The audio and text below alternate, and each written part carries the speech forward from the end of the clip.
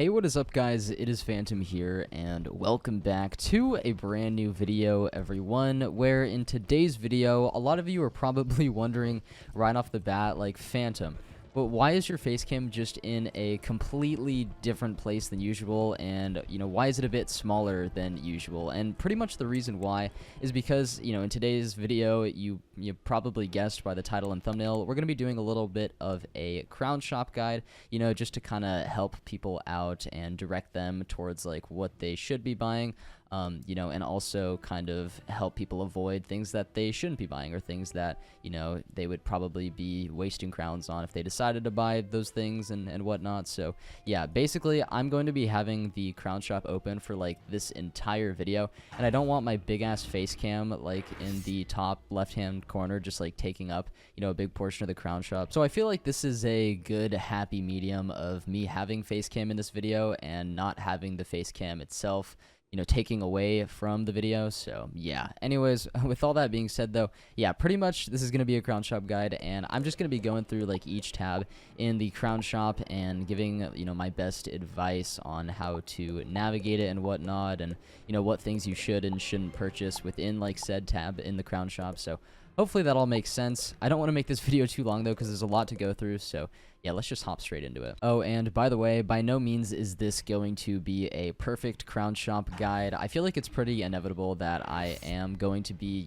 missing some information here, because it's just kind of the stuff. This is just kind of like advice that I would give, a person who's new to navigating the crown shop, just stuff that like I've learned throughout the years, tips and tricks and whatnot. So if I do miss anything, please let me know in the comments down below so I can read your message and other people can as well. Anyways, now that I am finally done rambling, let's go ahead and get into the actual guide here. So when you open up the crown shop at first, you are going to be directed to this tab called the Daily Spiral, and it's pretty much just going to have some like information for you, such as one of your main quests, the current event that's going on in the game, latest game news, and the daily assignment and all of that stuff.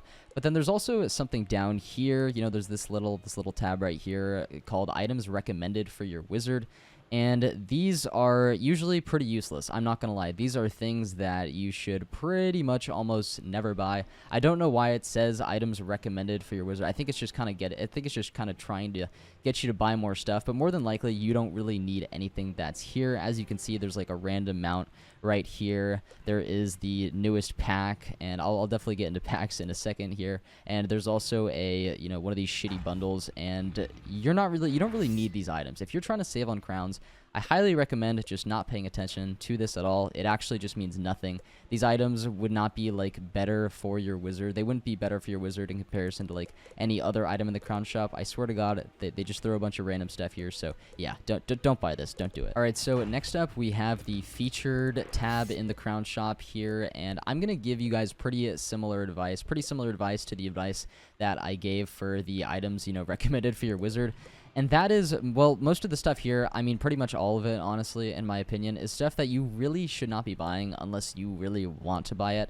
And what I mean by that is there's really just not a whole lot here that is actually useful. This is kind of just a tab. This is another tab in the crown shop where just a bunch of random crap is thrown together in your face. This is stuff that is, I mean, it includes some stuff that's like on sale, which is pretty cool. I mean, so let's say if you wanted like the bat glider or something, right? Like you really wanted this mount just for cosmetic purposes, by the way.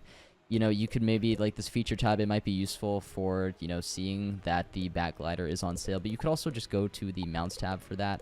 So I really wouldn't pay much attention to the featured tab, but once again, there's just so much random stuff here that your wizard does not need, and unless you want something for purely cosmetic purposes, I really wouldn't recommend buying anything within here. Now, of course, the feature tab does change. It is subject to change. So, you can give it like a look through once in a while to see, if there is maybe something here you'd want.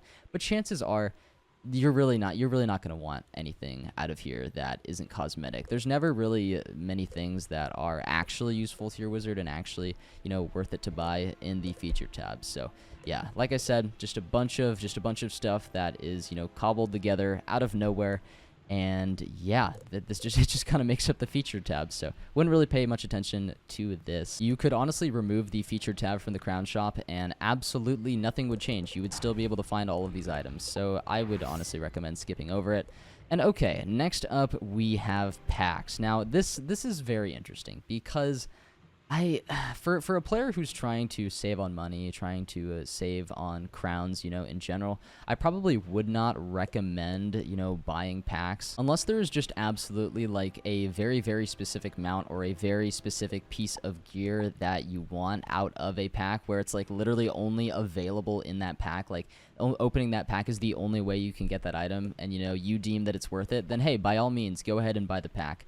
But you really don't need to buy packs. Like, they are just, like, you can get, you know, some of the best gear in the game, arguably, you know, the best gear, the quote-unquote best gear in the game for PvE, right? Because this is a guide for PvE, by the way. I don't think I mentioned that beforehand, but this is a PvE guide, right? And you can get the best gear for PvE, right? The Aeon gear, Raid gear, Merciless gear, and whatnot. You can get all the best gear without actually spending any money. So there's like gear-wise, I don't think buying packs is very, very worth it. If you are trying to save on crowns, that is, you're not a huge spender. So yeah, at the end of the day, if there's something that you really, really want and you can only get it from a pack, then go ahead, buy the pack, but only if you want to. You know, it's a gambling at the end of the day. Do it at your own risk.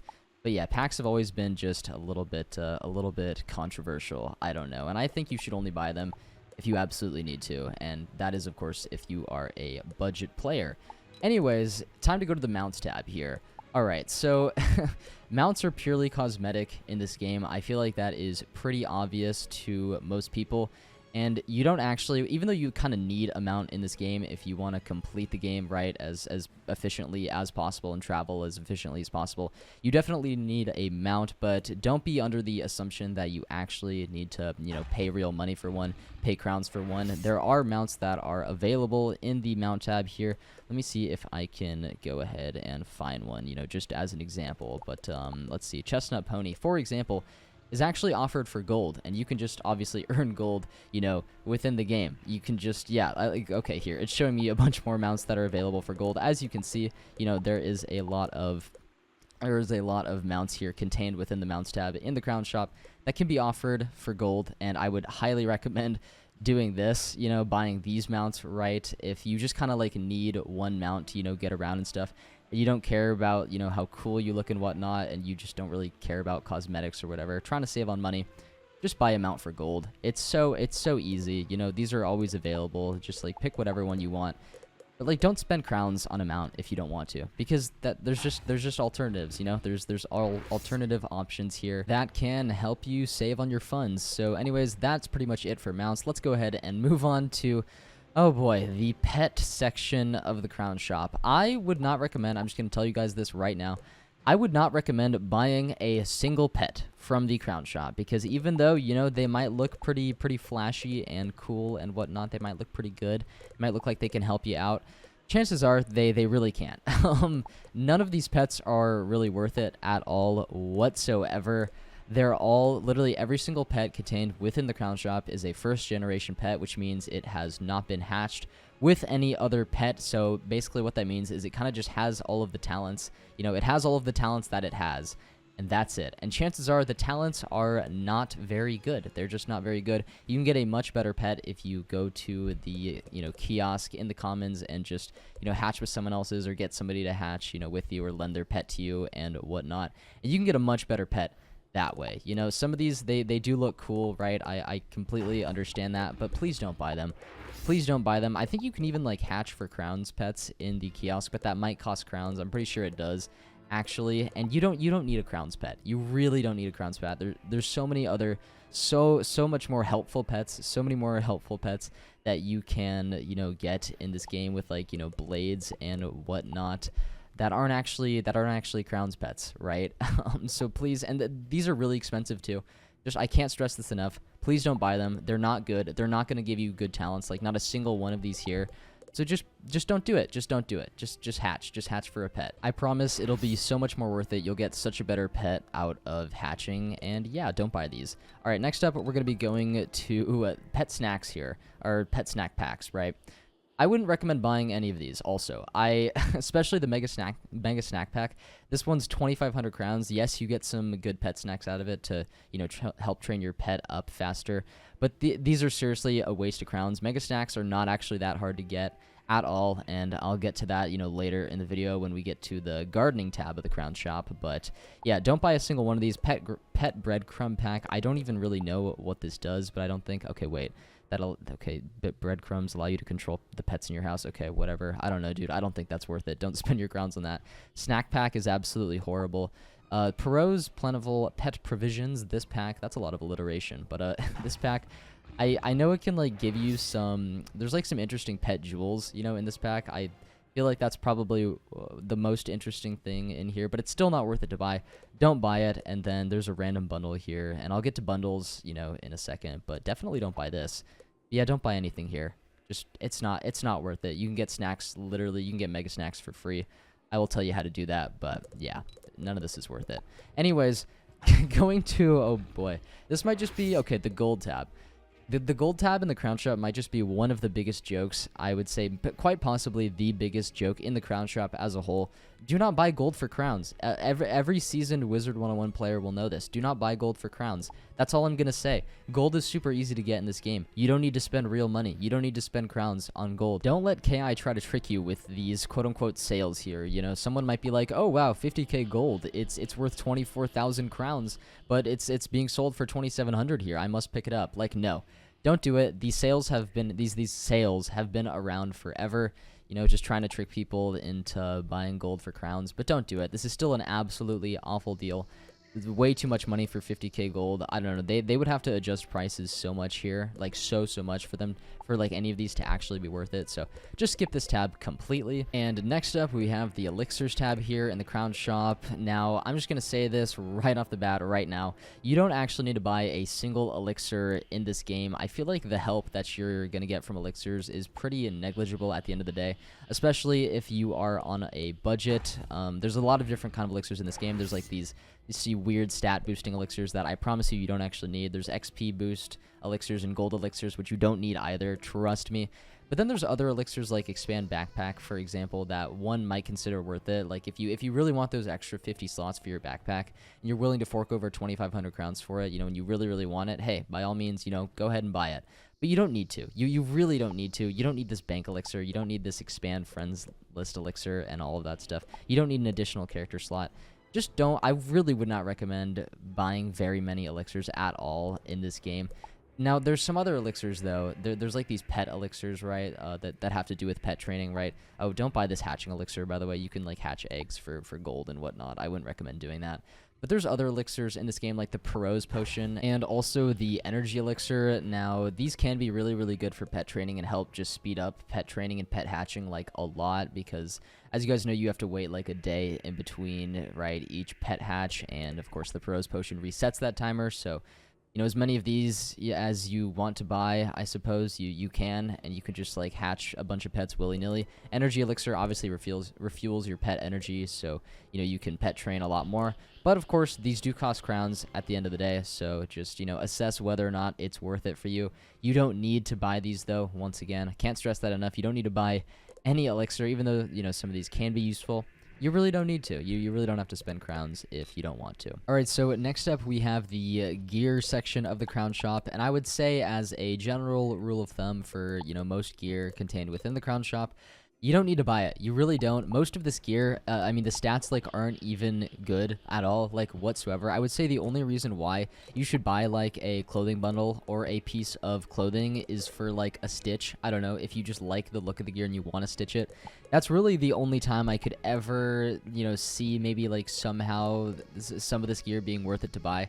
But I don't know, dude. Like, you can farm for, like, this kind of gear. You can farm for, insignia gear, stitch gear, and whatnot. And I just really wouldn't recommend it overall. It's only if you, like, absolutely want to. Like, you absolutely want, I don't know, the Talon of Pestilence, for example. Like, you really want this one for a stitch.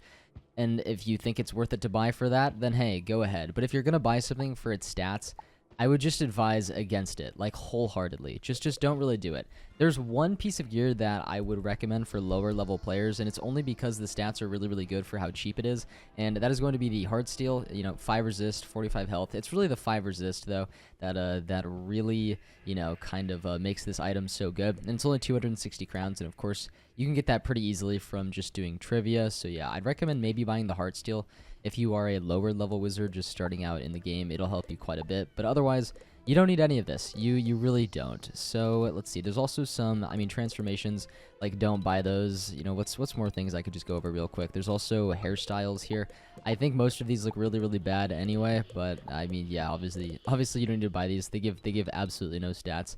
But yeah, none of this gear is really that good, so I would say only buy it for really cosmetic purposes for the most part. Alright, so next up we have the housing tab of the crown shop. Now, I'm just going to pretty much omit all of this, all of these little sub-tabs within, the main tab of housing, besides these two, houses and gardening. The rest of these are not going to affect your gameplay at all whatsoever, and you don't need to buy anything here. So yeah, let's just go to houses real quick though. And I want to point attention to something that I feel like actually a lot of people probably don't know about. Probably a lot of people do know about this, but I feel like a lot of people kind of don't either. I don't hear it that much. And that is the fact that you can purchase a lot of these houses with gold. You don't need to spend crowns at all whatsoever. Like, if I'm just going to scroll down here and, look at the amount of houses, that you can buy with gold. It's actually, kind of insane. So if you want one of these specific houses, I would definitely recommend, buying them for gold if you can. Obviously, there's a couple houses that you are forced to spend crowns for. Really wouldn't recommend buying those, but if you just want one of these houses to have, especially the school houses and whatnot, they're pretty cool. You can buy them with gold. But the one house that you actually, I would say really, really need in this game, the only house that is going to affect your gameplay, right, is going to be the red barn farm, and that is because it gives a additional for all of your plants when gardening, and that additional is going to help your plants grow faster, obviously leading you to, get rewards faster from said plants and whatnot. And you can buy this with gold. It's a little bit more expensive than all of the other houses, but you can buy it for 125k gold. It's really not that bad, honestly. At the end of the day, you can fish for it or whatever, and it's not even going to take that long. All right, so next up, we're going to be tackling the gardening tab in the crown shop, and I'm just going to say this right now.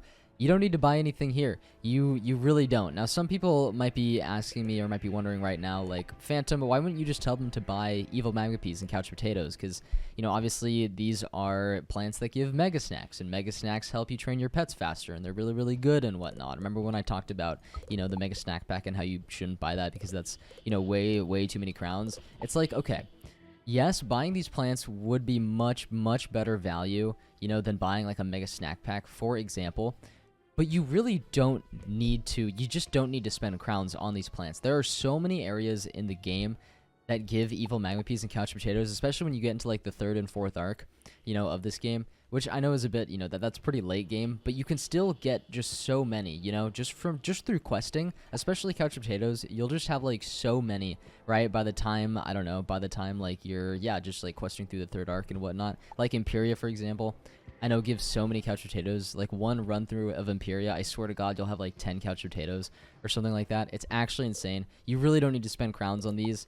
And if you want them earlier than that, you can literally just go to Grizzleheim and farm the Troubled Warriors, and they drop semi, I don't know. It's an uncommon drop, but they definitely still drop semi-regularly. So if you spend a few hours there, you'll definitely get quite a few couch potatoes.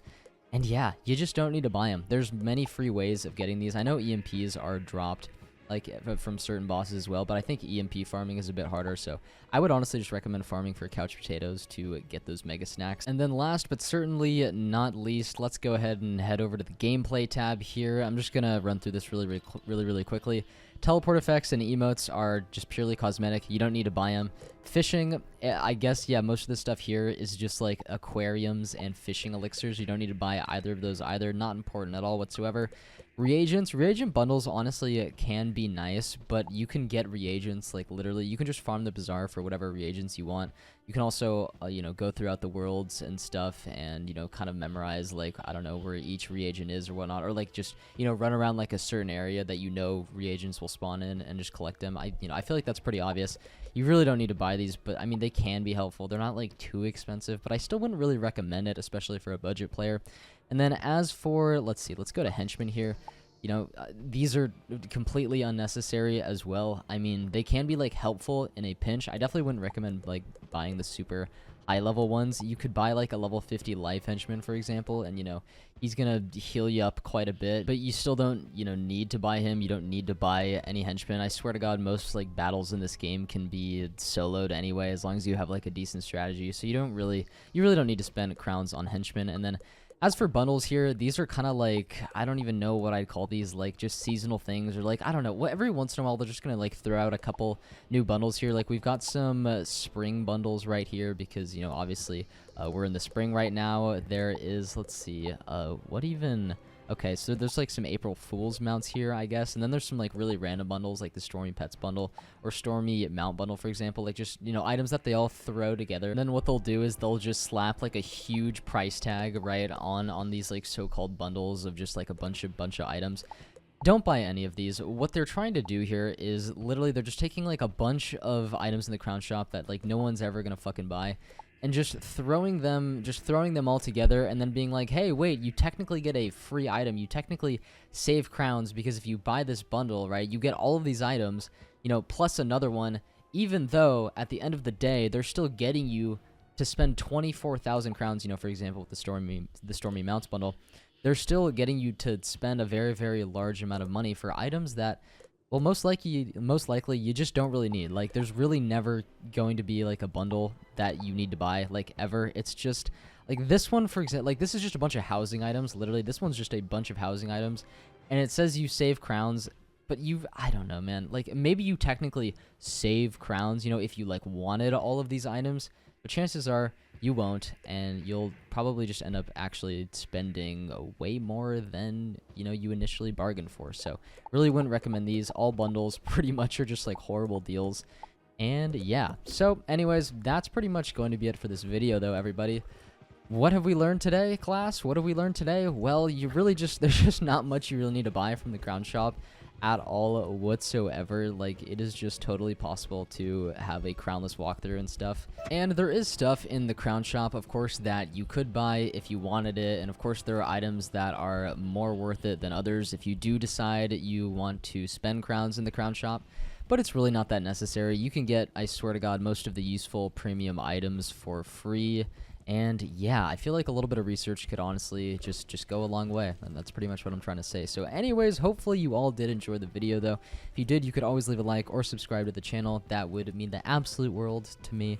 I would really appreciate it, but of course you don't have to. So anyways though, hopefully you guys have a good rest of your day. I'll see you all next time in the next video or stream, whenever that may be. So take care everyone, and peace out.